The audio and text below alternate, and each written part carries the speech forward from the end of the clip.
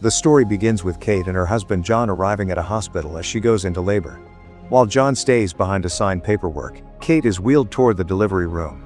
She notices that she is bleeding heavily, but the staff does not acknowledge her concerns.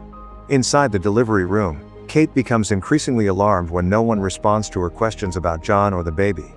The doctor tells her the baby is stillborn, and despite her protests, he begins an emergency operation. Kate sees John entering with a video camera, acting as if the situation is normal. When the nurse hands Kate the stillborn infant, she screams in horror. But this moment is revealed to be only the beginning of Kate's deeper fears. Kate wakes up abruptly from this nightmare and goes to the bathroom. She looks at the long scar on her abdomen from a real past surgery and takes her medication before returning to bed. The next morning, she visits her therapist, Dr. Browning, and explains that the nightmare reflects her unresolved grief over losing her baby. She also admits she was tempted to buy alcohol but resisted. Dr. Browning encourages her, saying the ability to resist shows strength as she prepares for the possibility of adopting a child. However, the idea of adoption continues to raise questions for her. Later that day, Kate picks up her daughter Max, who is deaf. On the way home, Kate is distracted and nearly causes an accident. At home, she tries to play the piano, but Max keeps making noise with a basketball, leading Kate to lose patience before calming herself. Soon after, John returns home with their son Daniel, who is noticeably distant with Kate.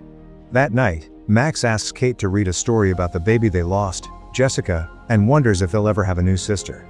After tucking her in, Kate takes another pill and discusses adoption with John, confirming she is ready to move forward. But Kate still worries whether she is emotionally prepared for this step. Kate and John visit St. Mariana's orphanage. Sister Abigail greets them and lets them explore. While Kate stays on the first floor observing the children, John follows the sound of singing upstairs. He finds a girl named Esther alone in a room, painting detailed artwork that seems advanced for her age. She calmly introduces herself and explains the stories behind her paintings.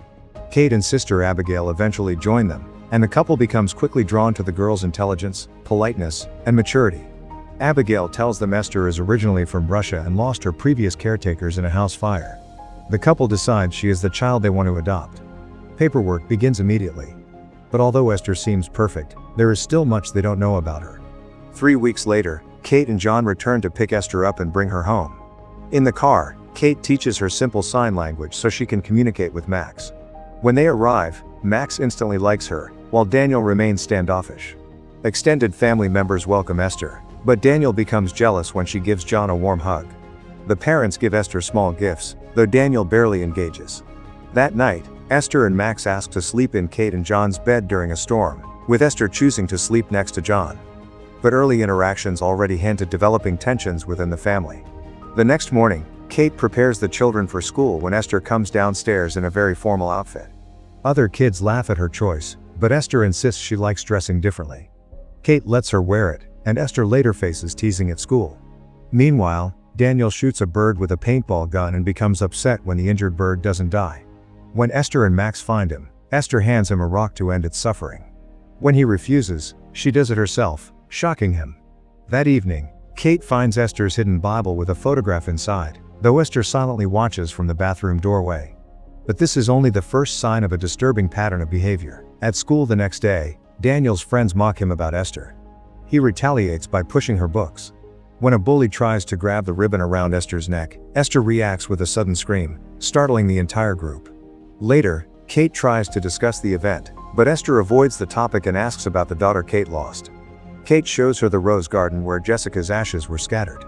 That night, Esther appears in the kitchen just as the parents think the children are asleep. The next morning, she casually repeats an adult word and claims she already knows about intimacy. Kate suggests therapy, but John thinks Kate is overreacting. But disagreements between the parents allow troubling behaviors to go unchecked. Later, John takes Max and Esther to a local playground. While he talks with their neighbor Joyce, Esther notices Brenda, the girl who previously bullied her, approaching the slide. When Brenda prepares to come down, Esther suddenly pushes her, causing the girl to fall and break her leg. Max sees the incident, but Esther warns her not to tell anyone. That night at dinner, Esther claims Brenda simply slipped, and Max nervously confirms the story. Daniel antagonizes Esther, leading to an outburst that results in him storming away. As punishment, John locks his treehouse. But the incident with Brenda creates new suspicions that others begin to notice. Later, Kate takes the girls to the grocery store, where Sister Abigail calls asking about Esther. Kate steps aside and shares her concerns about Esther's behavior, unaware that Max is reading her lips and silently relaying everything to Esther. That night, Esther surprises Kate by playing the piano flawlessly, despite previously pretending not to know how. When Kate questions her, Esther explains she only hid her ability to make Kate feel better. Later, Kate and John argue again about Esther, and Esther appears pleased when she overhears them. But someone outside the family soon takes a deeper interest in what is happening. Sister Abigail arrives at the house to follow up on the accident at the playground. She meets privately with Kate and John and expresses her concern that Esther may have a troubled history. She mentions past incidents where Esther may have hurt other children. While the adults talk, Esther panics and goes to Max, telling her they must prevent the mean lady from taking her away. The two girls search for keys to the treehouse and instead find the key to John's safe. Esther removes a revolver, loads one bullet, and points it at Max to intimidate her, then puts it away. But she soon decides to remove Sister Abigail from the picture entirely. As Sister Abigail drives away, Esther leads Max to a nearby bridge. She instructs Max to stand in the road to force Abigail to stop, but Max hesitates. Esther pushes her forward, causing Abigail's car to swerve and crash. When Abigail steps out to help Max, Esther hits her from behind with a hammer, knocking her unconscious. She forces Max to help move the body, but Abigail briefly wakes. Esther then kills her with repeated blows. She hides the hammer and bloody clothes in the treehouse. Daniel sees the girls climbing down afterward, and Esther later threatens him at knife point to ensure his silence. But this act marks the first irreversible shift in the household's danger. Kate and John take Esther to Dr. Browning, hoping for an assessment. However, Browning believes Esther is fine and suspects Kate may be projecting her anxieties. John agrees, deepening the rift in their marriage. Meanwhile, police find Sister Abigail's body but no suspects. Esther privately creates disturbing artwork in her room, lit by her aquarium. Kate continues researching troubled children and calls the Russian orphanage, only to be told that no record of Esther exists before her arrival in the United States. But this missing history raises serious questions Kate can no longer ignore. The next day, Esther prepares a gift for Kate by cutting white roses from the garden where Jessica's ashes were scattered. Kate reacts emotionally and grabs her arm, but Esther later sneaks into the shed and breaks her own arm using a vise. She wakes John sobbing, claiming Kate hurt her. At the hospital, the doctor confirms the fracture. John, angry and influenced by the therapist's earlier remarks, forces Kate to sleep downstairs. Kate considers drinking but ultimately pours the wine out. But Esther now realizes she can manipulate both parents to isolate Kate further. The following morning, Kate drives the children to school. When Daniel's bag rips and Kate steps out to help him, Esther releases the brake, letting the car roll downhill with Max trapped inside. Kate chases after the car until it crashes into a snowbank. That night, Dr. Browning and John confront Kate, revealing that Esther found 2 wine bottles. Kate insists she poured one out and did not drink, but neither of them believe her. Browning says he has arranged a place for her at a rehabilitation center. John threatens divorce if she refuses. Max overhears, and Esther threatens to hurt Kate if Max tells anyone. But another child in the house finally decides to act against Esther. Daniel quietly asks Max whether she knows anything about Esther's behavior. Unable to speak freely, Max draws pictures showing the accidents, the murder, and the hidden evidence in the treehouse. Daniel resolves to retrieve the items to expose Esther, unaware that Esther has overheard everything. But Esther is already preparing her next move. The next day, Daniel sneaks out to the locked treehouse to find the hammer and bloody clothes Max told him about. Esther follows him and confronts him inside. She pours lighter fluid over the evidence and lights a match, starting a fire. As flames spread rapidly, she locks Daniel inside. Daniel climbs toward the roof, trying to escape, but the structure collapses beneath him. He falls to the ground and is knocked unconscious. Esther approaches with a heavy rock to finish him, but Max rushes in and pushes her away just as Kate sees the fire and runs toward the scene. Daniel is barely alive but rescued. But Esther now views both Daniel and Max as direct threats to her plans. At the hospital, doctors inform the family that Daniel has a severe neck injury and may not remember what happened. Kate tries again to convince John that Esther is behind the injuries and the previous events, but he still dismisses her suspicions. Meanwhile, Esther sneaks into Daniel's room, removes his heart monitor sensor, places it on her own finger, and tries to suffocate him with a pillow. Max alerts the adults, the alarm goes off, and doctors rush in to save Daniel. Kate confronts Esther and slaps her, leading hospital staff to restrain and sedate Kate. But Kate's warnings continue to go unheard at the worst possible moment. Later that night, John returns home with Max and Esther while Kate remains under sedation at the hospital. Max becomes frightened when Esther steals her hearing aid after wishing her goodnight. Meanwhile, John drinks heavily downstairs, overwhelmed by the family's collapse.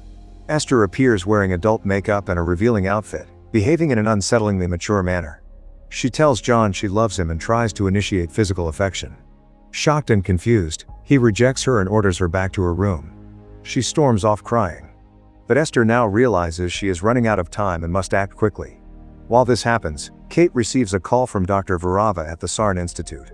He explains that Esther is not a child but a grown woman, Lena Klammer, with a rare hormonal disorder that stopped her physical growth. He reveals she is 30+ years old, extremely dangerous, and responsible for multiple killings. He warns Kate to get her family out of the house immediately. Terrified, Kate leaves the hospital to return home. But Esther has already begun eliminating the final obstacles in her way. Back at the house, Esther removes her makeup and false dental appliances, revealing her true adult appearance. John goes to check on her and discovers disturbing drawings covering her walls, illuminated by a black light. Before he can process what he is seeing, the house's power goes out. As he investigates, Esther ambushes him and stabs him repeatedly. Max witnesses the attack and runs to hide. But with John gone, Esther sets her sights on the remaining members of the family. Kate arrives and crashes her car through the house in desperation. Inside, she finds John dying and breaks down, but quickly realizes Max is missing. She searches through the house as Esther shoots her in the shoulder with John's gun. Injured, Kate escapes through a window onto the roof and spots Max hiding in the greenhouse below. Esther follows and fires again, shattering the glass roof and causing Kate to fall on top of her. Both are briefly rendered unconscious. Max wakes first and helps Kate escape into the woods. But Esther refuses to let them go so easily. Kate carries Max through the woods toward the frozen lake behind the house, trying to get as far from Esther as possible. Police cars finally arrive at the property, but inside the greenhouse the officers find no sign of Esther. Out in the distance, Kate senses that Esther is still pursuing them. Moments later, Esther suddenly appears and lunges at Kate with a knife, forcing the two of them to tumble down a snowy hill toward the lake. But the unstable ice beneath them creates a new danger almost immediately. Both women slide onto the frozen lake, struggling for control. Esther slashes Kate's shoulder during the fight, but Kate pushes her away. Nearby, Max finds John's gun lying in the snow. Not knowing how to use it, she fires toward the ice instead of Esther. The gunshot cracks the surface, and both Kate and Esther plunge into the freezing water. But even underwater, the struggle between them continues. Under the ice, Esther tries to stab Kate again as they thrash in the dark water. Kate manages to incapacitate her long enough to climb toward the surface. As she tries to pull herself out, Esther resurfaces and grabs Kate's legs, refusing to let go. She begs Kate not to let her die. Kate forcefully kicks her away, breaking Esther's grip. Esther sinks beneath the ice as Kate escapes, pulling herself out and immediately protecting Max. But with Esther finally gone, the immediate threat comes to an end. Police approach the lake area while Kate and Max stand together, exhausted and shaken but alive. The authorities begin securing the scene and searching the property as the ordeal finally comes to a close. With Esther eliminated and the danger resolved, Kate and Max wait for help as the long nightmare ends. The story concludes with the surviving family beginning the slow process of recovery.